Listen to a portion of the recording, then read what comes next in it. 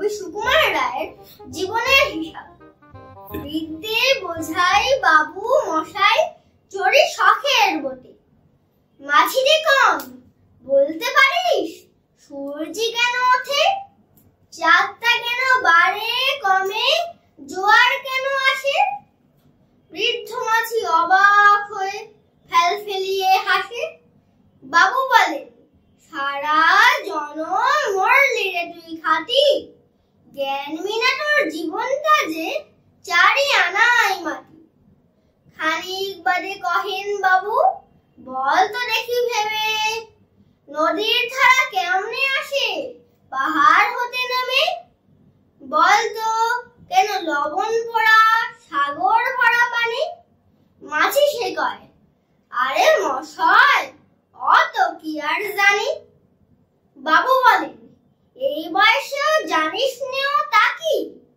জীবনটা তোর নেহাত খেলো, অষ্ট আনায় ফাঁকি। আবার ভেবে কহেন বাবু, বল তো রে বুড়ো, কেন এমন নীল দেখা যায় আকাশের ওই চূড়ো? বল তো দেখি সূর্য চাঁদে গ্রহণ লাগে কেন?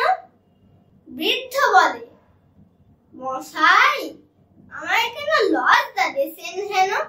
বাবু বলেন, বলবো কি আর, বলবো তোরে কি তা, দেখছি এখন জীবনটা তোর 12 আনায় বৃথা। খানিক বারে ঝড় উঠেছে, ঢেউ উঠেছে ফুলে, বাবু দেখেন নৌকাখানি ডুবলো বুঝি দুলে।